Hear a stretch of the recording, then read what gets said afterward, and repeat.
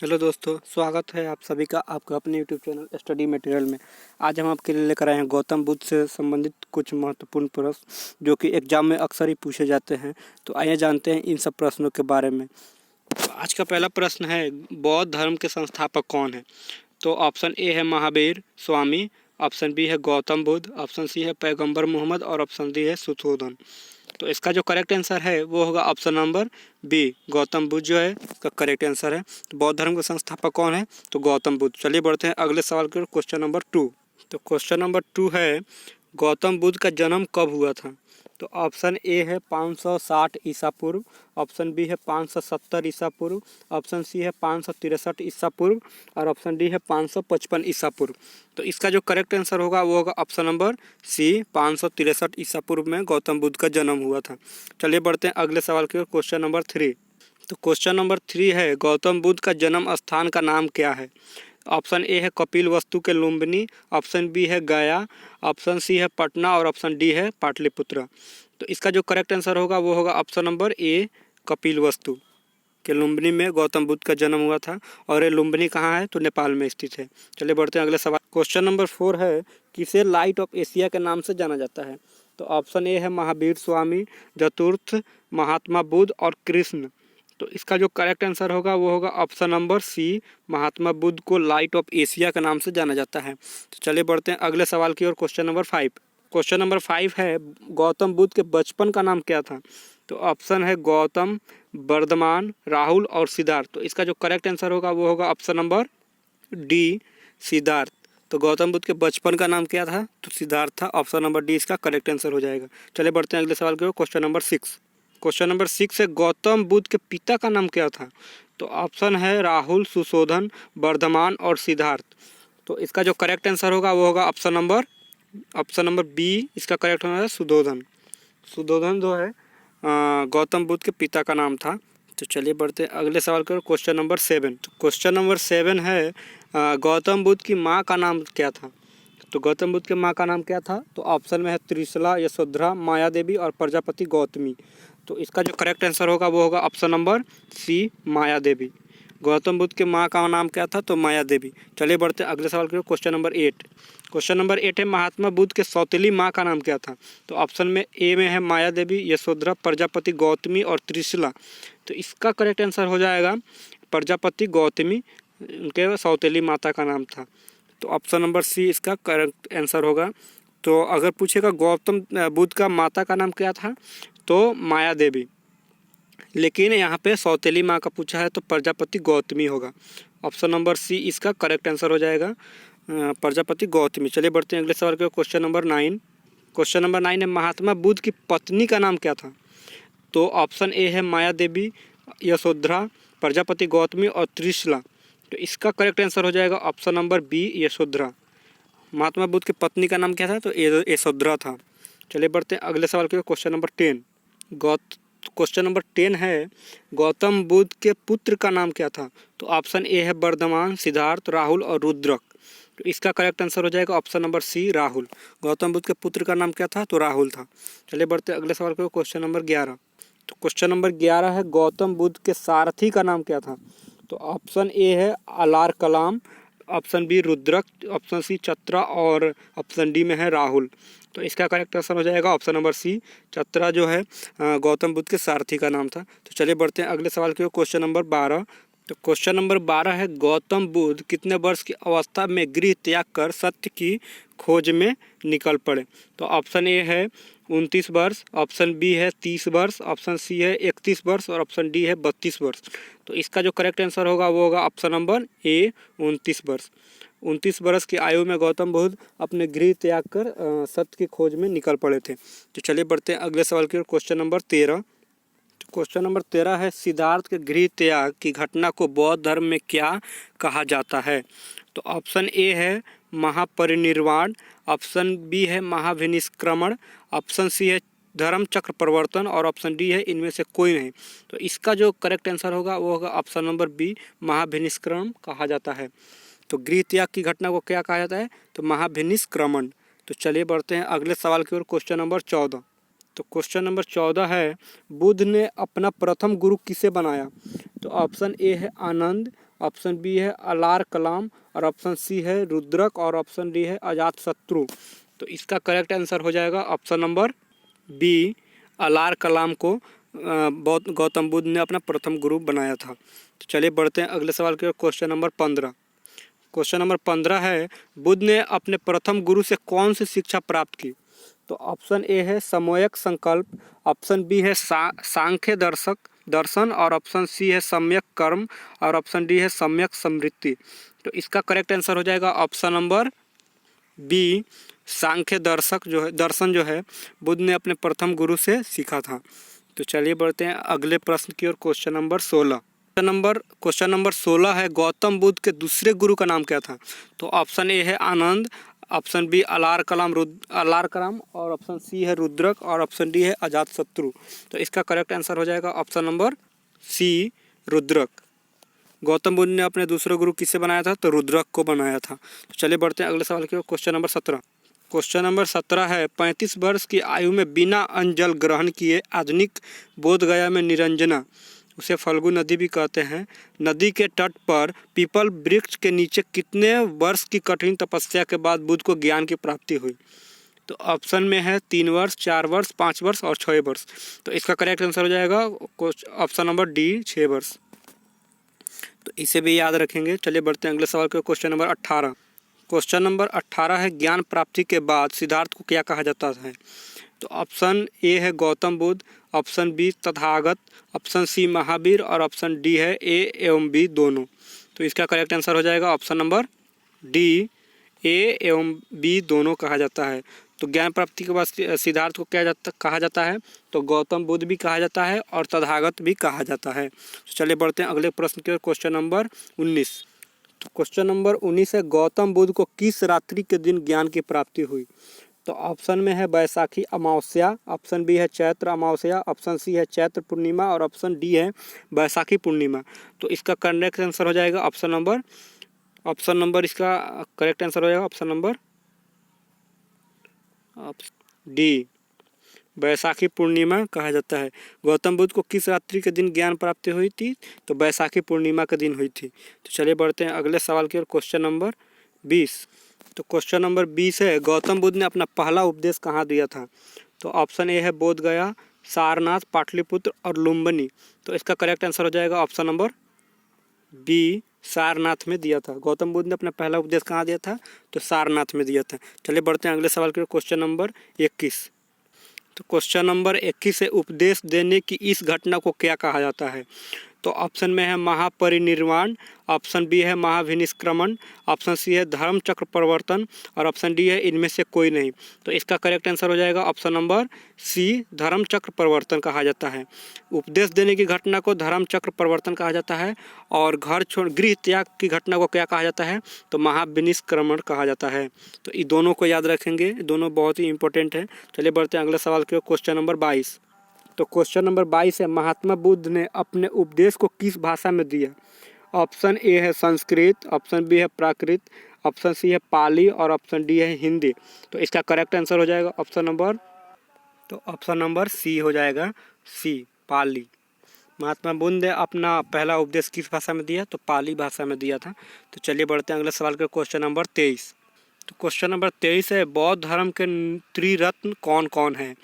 तो option A है बुद्ध, धर्म और संघ, ये धर्म हो जाएगा, धर्म और संघ। ऑप्शन बी में है बुद्ध, धर्म और कर्म, ऑप्शन सी है बुद्ध, वाक और कर्म, ऑप्शन डी है बुद्ध, जीवन और समाधि। तो इसका जो करेक्ट आंसर होगा वो होगा ऑप्शन नंबर ए, बुद्ध, धर्म और संघ जो है बौद्ध धर्म के त्रिरत्न है। तो चलिए बढ़ते हैं अगले सवाल की ओर। Question number 23। तो क्वेश्चन नंबर 24 है, बौद्ध धर्म के में प्रविष्टि को क्या कहा जाता है? तो ऑप्शन ए है निर्वाण, ऑप्शन बी है प्रतिपदा, ऑप्शन सी है अव्यक्त, और ऑप्शन डी है उपसंपदा। तो इसका करेक्ट आंसर हो जाएगा ऑप्शन नंबर डी, उपसंपदा जो है बौद्ध धर्म में प्रविष्टि को कहा जाता है, उपसंपदा। चलिए बढ़ते हैं अगले सवाल के। Question number 25। तो क्वेश्चन नंबर 25 है, बुद्ध के अनुसार देवतागण में किस सिद्धांत के अंतर्गत आते हैं? तो ऑप्शन ए है कर्म, ऑप्शन बी संकल्प, दृष्टि और वाक। तो इसका करेक्ट आंसर हो जाएगा ऑप्शन नंबर ए, कर्म। चलिए बढ़ते हैं अगले सवाल की ओर। Question number 26। तो क्वेश्चन नंबर 26 है, बुद्ध ने तृष्णा की घटना को क्या कहा है? तो ऑप्शन ए है निर्वाण, ऑप्शन बी प्रतिपदा, ऑप्शन सी अव्यक्त और ऑप्शन डी है उपसंपदा। तो इसका करेक्ट आंसर हो जाएगा ऑप्शन ए निर्वाण। ऑप्शन ए जो है निर्वाण इसका करेक्ट आंसर हो जाएगा। तो चलिए बढ़ते हैं अगले प्रश्न के क्वेश्चन नंबर 27। तो क्वेश्चन नंबर 27 है, बुद्ध के अनुयायी कितने भागों में बटे थे? ऑप्शन ए 1, 2, 3 और 4। तो इसका जो होगा करेक्ट आंसर होगा ऑप्शन नंबर बी 2। बुद्ध के अनुयायी कितने भागों में बटे थे? तो 2 भागों में बटे थे। चलिए बढ़ते हैं अगले प्रश्न के क्वेश्चन नंबर 28। क्वेश्चन नंबर 28 है, जिस स्थान पर बुद्ध ने ज्ञान की प्राप्ति की थी वह स्थान क्या कहलाया? तो option A Bodh Gaya, option B Sarnath, option C Pataliputra और ऑप्शन डी लुम्बिनी। तो इसका जो करेक्ट आंसर होगा वो होगा ऑप्शन नंबर ए बोध गया। बोध गया में जिस ज्ञान की प्राप्ति की थी उसे बोध गया कहा जाता है। और अपना पहला उपदेश कहाँ दिया था?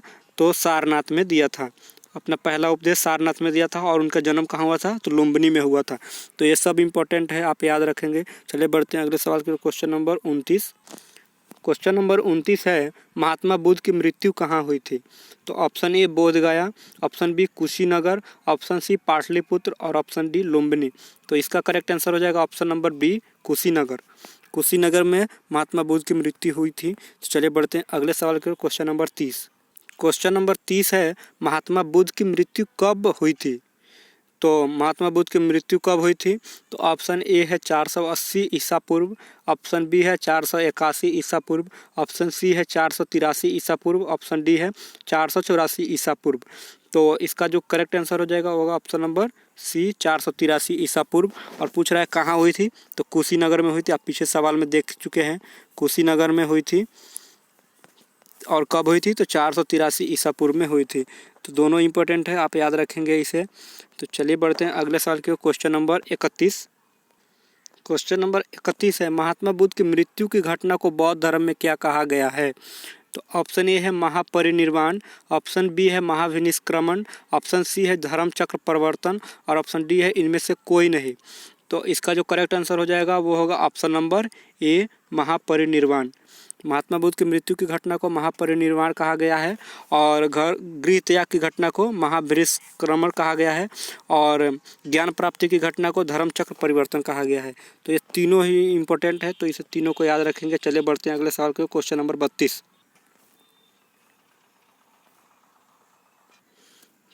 तो क्वेश्चन नंबर 32 है, प्रथम बौद्ध संगीति किसके शासनकाल में हुआ था?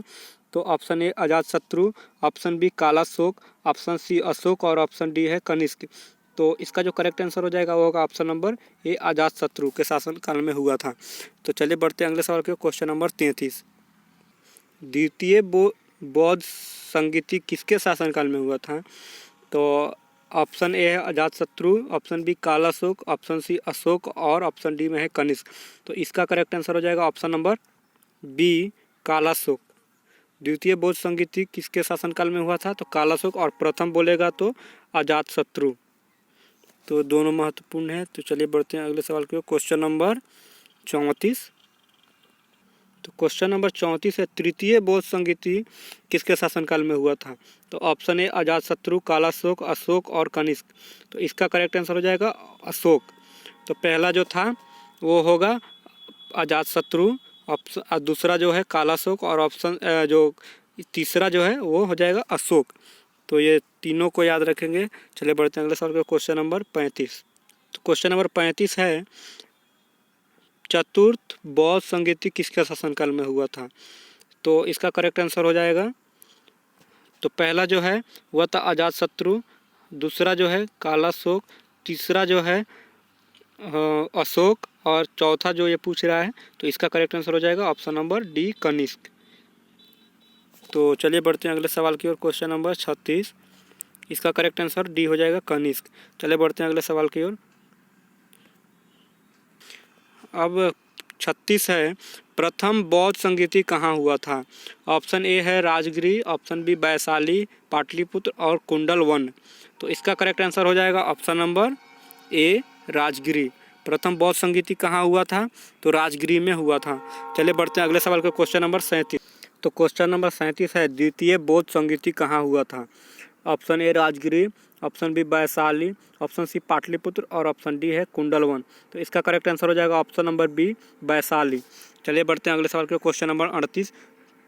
तो क्वेश्चन नंबर 38 है, तृतीय बौद्ध संगीति कहाँ हुआ था? तो ये ऑप्शन ए है राजगृह, वैशाली, पाटलिपुत्र और कुंडलवन। तो इसका करेक्ट आंसर हो जाएगा ऑप्शन नंबर सी पाटलिपुत्र। चलिए बढ़ते हैं अगले सवाल के, क्वेश्चन नंबर 39। तो क्वेश्चन नंबर 39 है, चतुर्थ बौद्ध संगीति कहाँ हुआ था? तो इसका करेक्ट आंसर हो जाएगा ऑप्शन नंबर डी कुंडलवन। तो चलिए बढ़ते हैं अगले सवाल के, क्वेश्चन नंबर 40। तो क्वेश्चन नंबर 40 है, बौद्ध धर्म को अपनाने वाली प्रथम महिला कौन थी? तो ऑप्शन ए है Maya Devi, option B Yashodhara, option C Prajapati Gautami और ऑप्शन डी है त्रिशूला। तो इसका करेक्ट आंसर हो जाएगा option number C Prajapati Gautami, और ये इनकी सौतेली माँ थी। तो इसे भी याद रखेंगे, सौतेली माँ थी।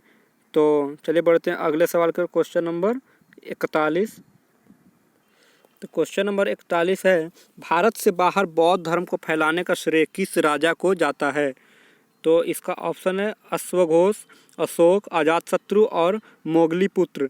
तो इसका करेक्ट आंसर हो जाएगा option number B Ashoka, Ashoka को जाता है। तो चलिए बढ़ते हैं अगले प्रश्न की ओर, क्वेश्चन नंबर 42। क्वेश्चन नंबर 42 है, बौद्ध धर्म का परम धर्म लक्ष्य क्या था?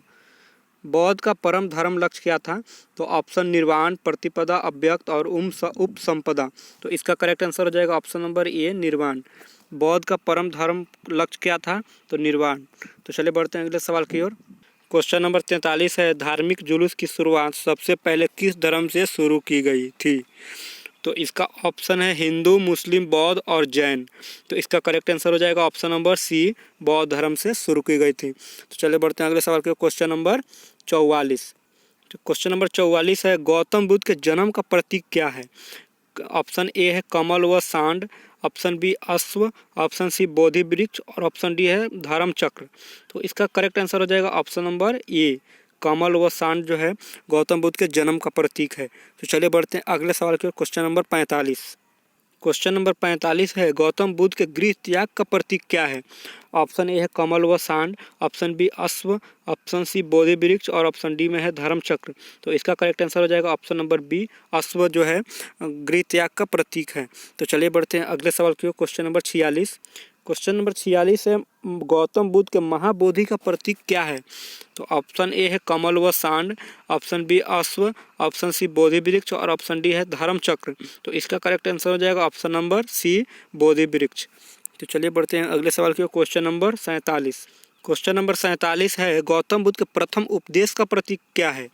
तो ऑप्शन ए है कमल व सांड, ऑप्शन बी अश्व, बोधि वृक्ष और धर्म चक्र। तो इसका करेक्ट आंसर हो जाएगा धर्म चक्र। तो चलिए बढ़ते हैं अगले सवाल के, क्वेश्चन नंबर 48। क्वेश्चन नंबर 48 है, गौतम बुद्ध के निर्वाण का प्रतीक क्या है? ऑप्शन ए है कमल व सांड, ऑप्शन बी अश्व, ऑप्शन सी पदचिन्ह और ऑप्शन डी में है धर्म चक्र। तो इसका करेक्ट आंसर हो जाएगा ऑप्शन नंबर सी पदचिन्ह। गौतम बुद्ध के निर्वाण का प्रतीक पदचिन्ह है। तो चलिए बढ़ते हैं अगले सवाल के, क्वेश्चन नंबर 49। क्वेश्चन नंबर 49 है, सुत्त पिटक के क्या संकलित है? तो ऑप्शन ए है बुद्ध के धार्मिक उपदेश, ऑप्शन बी है बौद्ध संघ के अनुशासन के नियम, ऑप्शन सी है बौद्ध धर्म का वर्णन, ऑप्शन डी है निर्वाण के बाद वो का वर्णन। तो इसका करेक्ट आंसर हो जाएगा ऑप्शन नंबर ए बुद्ध के धार्मिक का उपदेश। तो चलिए बढ़ते हैं अगले सवाल के, क्वेश्चन नंबर 50। तो क्वेश्चन नंबर 50 है, विनय पिटक के क्या संकलित हैं? तो ऑप्शन ए है बुद्ध के धार्मिक उपदेश, ऑप्शन बी है बौद्ध संघ के अनुशासन के नियम, ऑप्शन सी है बौद्ध धर्म का वर्णन और ऑप्शन डी है निर्वाण के बाद का वर्णन। तो इसका करेक्ट आंसर हो जाएगा ऑप्शन नंबर बी बौद्ध संघ के अनुशासन का नियम। तो चलिए बढ़ते हैं अगले सवाल के, क्वेश्चन नंबर 51। तो क्वेश्चन नंबर 51 है, अभिधम्म पिटक के क्या संकलित है? तो ऑप्शन ए है बुद्ध के धार्मिक उपदेश, ऑप्शन बी है बौद्ध संघ के अनुशासन का नियम, ऑप्शन सी है बौद्ध धर्म का वर्णन और ऑप्शन डी है निर्वाण के बाद का वर्णन। तो इसका करेक्ट आंसर हो जाएगा ऑप्शन नंबर ए बुद्ध के धार्मिक उपदेश। तो थैंक यू सो मच दोस्तों, यही था आज का क्वेश्चन। तो अगर वीडियो अच्छी लगी हो तो वीडियो को लाइक, शेयर, कमेंट और सब्सक्राइब करना ना भूलें, और ऐसी ही हेल्पफुल वीडियो के लिए हमारे बेल नोटिफिकेशन को भी क्लिक कर दें। तो thank you so much for watching my video.